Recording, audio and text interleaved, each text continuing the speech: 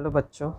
So today in this video we are going to study about the what is neutralization reaction, how ingestion happens, how ant bite affects us, what is soil treatment, and how factory waste affect the water bodies. So I am Vaibhav Jaiswal and welcome to the online classes of science. Starting from the first topic, that is neutralization. How neutralization happens? If we talk about the neutralization, that is neutralization, जो हम लोगों ने previous lecture में पढ़ा था, asset turns, acid क्या कर रहा था, ब्लू लिटमस को, जो आपके ब्लू लिटमस थे उसको रेड में कन्वर्ट कर रहा था। सी blue litmus to red, and bases जो थे वो क्या कर रहे थे, रेड लिटमस जो था उसको ब्लू में कन्वर्ट कर रहे थे। अभी इसके प्रीवियस वाला जो मेरा वीडियो था उसमें आप लोग देख सकते हैं। अब क्या होगा अगर एसिड और बेसिस को एक साथ मिक्स कर दिया जाए, तो they are going to neutralize each other. याद रखिएगा, when acid and bases are mix together they are going to be neutralize each other. तो अब इसका जो डेफिनेशन होता है वो क्या होता है, the reaction between an acid and a base is known as neutralisation reaction. इसमें salt and water as a product बनता है और इवोल्यूशन ऑफ हीट होती है। बहुत ज़्यादा बड़े अमाउंट में आपकी हीट यहाँ से इवॉल्व होती है। ठीक है। So our next topic is now ingestion.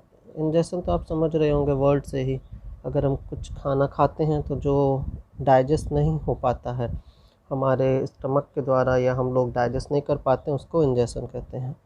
Our stomach जो कंटेन करता है हाइड्रोक्लोरिक एसिड, यह आप लोगों ने 6th क्लास में पढ़ा है। It help to digest food, food को पचाने के लिए ये हाइड्रोक्लोरिक एसिड बहुत इम्पॉर्टेंट होता है। लेकिन अगर बहुत ज़्यादा एसिड हमारे स्टमक में हो तो उसके वजह से इंजेशन होने लगता है। Some time ingestion is painful, और कभी कभी बहुत ज़्यादा हमारे पेट में दर्द भी होता है।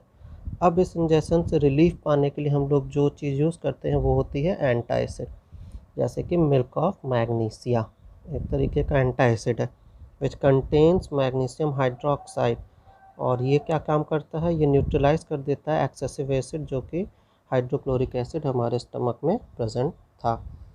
फिर नेक्स्ट है हमारा आंट बाइट। आंट बाइट क्या होता है, सपोज़ कभी कभी आपने देखा होगा चींटियाँ जब हमको काट लेती हैं रेड वाली, तो बहुत तेज़ हमारे पैरों में खुजली होती है, इरिटेशन होती है, इचिंग होने लगती है। That is just because of the ant bite. और आंट बाइट में जो एसिड प्रेजेंट होता है लिक्विड के फॉर्म में, वो होता है फॉर्मिक एसिड। ये हमारे स्किन में एक इचिंग सी फीलिंग लाता है।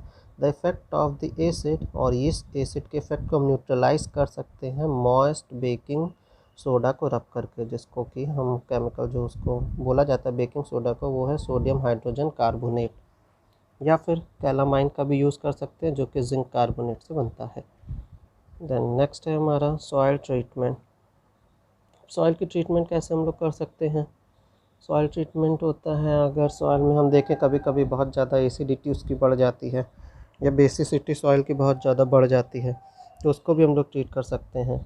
केमिकल फर्टिलाइज़र अगर ज़्यादा यूज़ करते हैं सॉइल की एसिडिटी लेवल बढ़ जाती है।